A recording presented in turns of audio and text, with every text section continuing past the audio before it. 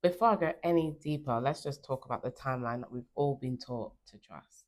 The Scaligerian Chronology is the historical timeline that most of our textbooks are based on.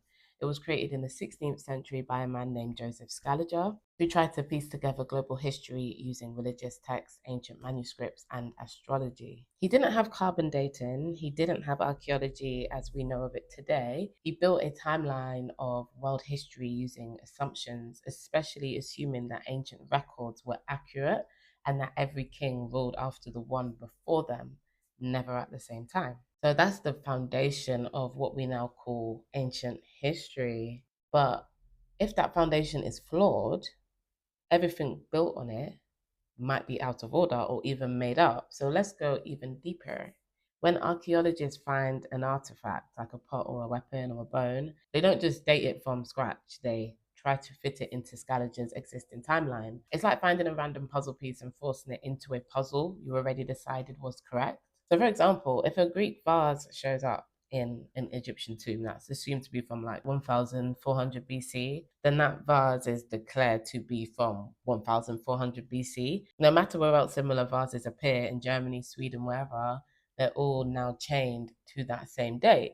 That's called the domino method. It's not real science, it's guesswork dressed as fact.